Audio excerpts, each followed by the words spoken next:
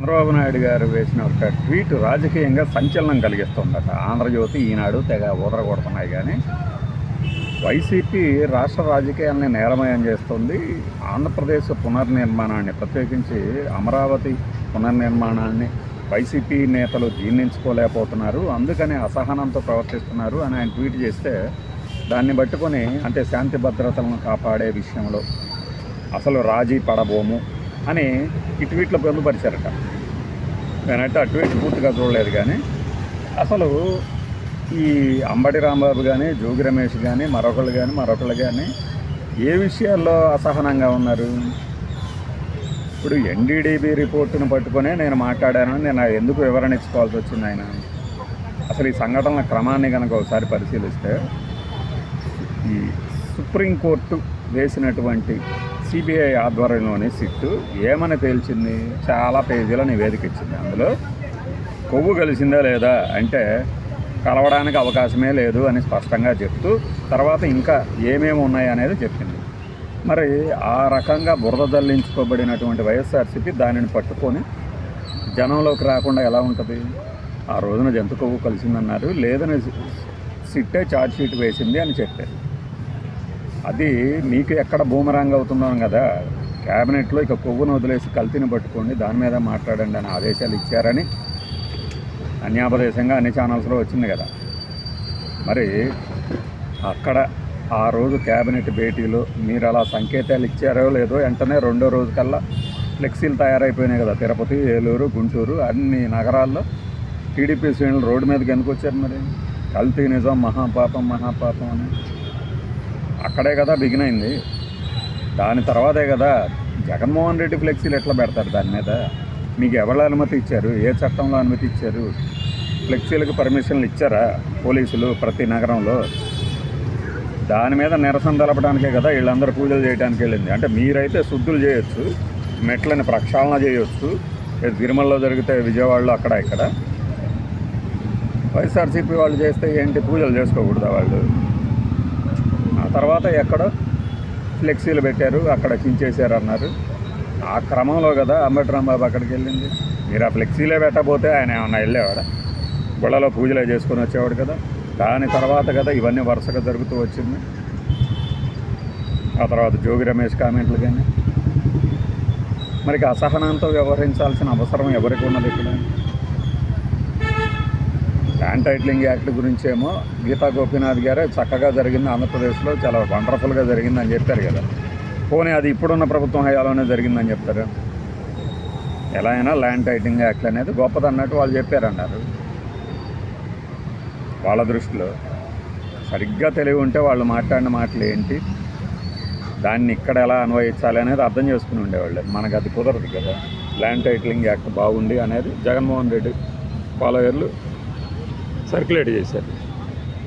మరి ఇప్పుడు ఆ ఫ్లెక్సీలు ఏర్పాటు చేసింది వాళ్ళు కర్రలు పట్టుకొని, ఏదో మనం ఆల్రెడీ అంతకుముందు చెప్పాం, ఆ కర్రలు పట్టుకొని వాళ్ళు ఏమైనా పోలీసుల, హోంగార్డ్ల, సెక్యూరిటీ గార్డ్ల ఏమీ కాదు. ఎందుకు ఫ్లెక్సీలు కాపలాగా నిలబడటమే? ఇప్పుడు సమాజంలో అశాంతి, అసహనం రగలాలంటే ఇలాంటి ఇన్సిడెంట్లే కదా కారణం. దానికి వైఎస్ఆర్సీపీ ఆద్యం పోసినట్టు ఫ్లెక్సీలు పెట్టమని వైఎస్ఆర్సీపీ వాళ్ళు ఏమైనా చెప్పారా? ఈ సంఘటనల క్రమం అంతా చూసినప్పుడు ఎవరిని దోషిగా చూపించాలి?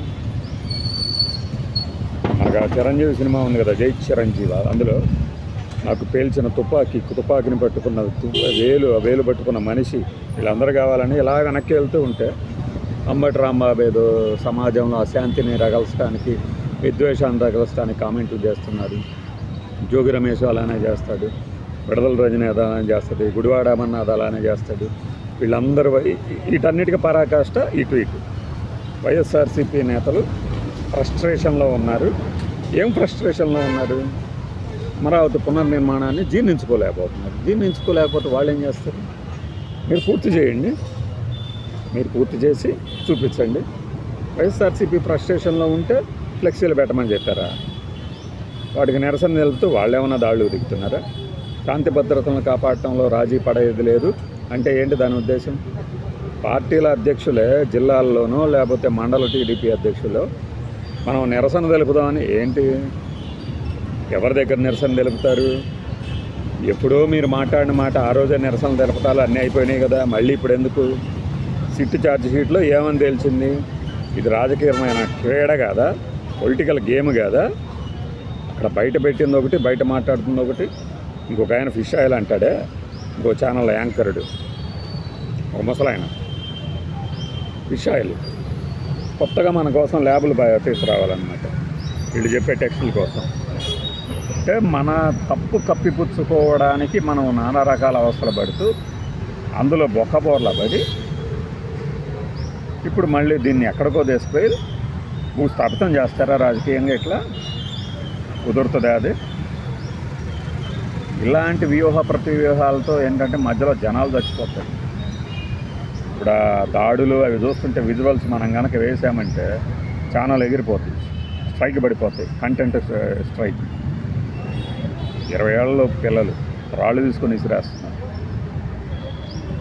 వాళ్ళని లేడీస్ అనలేము, ఇంత రాళ్ళు తీసుకొని వస్తున్నారు. వీళ్ళందరూ ఎవరు?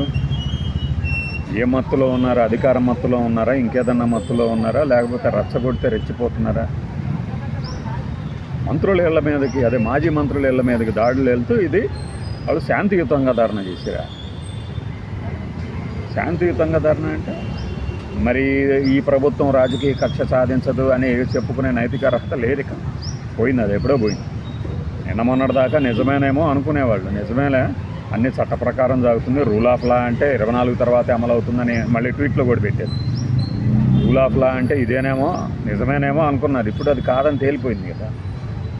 పెడుతున్న కేసులు, చుట్టూ జరుగుతున్న పరిణామాలు ఇవన్నీ చూసినప్పుడు ఎవరికైనా అర్థమవుతుంది కదా. ఇంకా పిచ్చోళ్ళు ఎవరైనా ఉన్నాడా? పర్టికులర్గా మీరు అరెస్ట్ చేస్తున్న వారు, ఈ ప్రభుత్వంలోని పోలీసులు అరెస్ట్ చేస్తున్న వారు లిస్టు తీస్తే ఇది ఎలాంటి గవర్నెన్స్ ఈజీగా అర్థమవుతుంది. దీనికి ఇంకొకళ్ళు చెప్పడం ఎందుకు?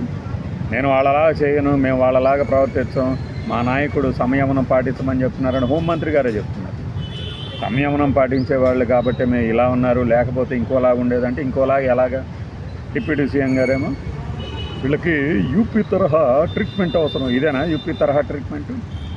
బీహార్లో జంగిల్ రాజ్ పోవాలనే మోడీ గారు ఈ ఇద్దరు కూడా వెళ్ళి ప్రచారాలు చేసి వచ్చారు కదా. మరి ఇక్కడ జరుగుతుంది ఏంటిది అంటే, మమ్మల్ని తిడితే, మా నేతలను తిడితే బీపీ వస్తుందని ఆయన అంటే, బీపీ కాదు మాకు ఇంకేం వస్తుందో మేము చూపిస్తామంటారా?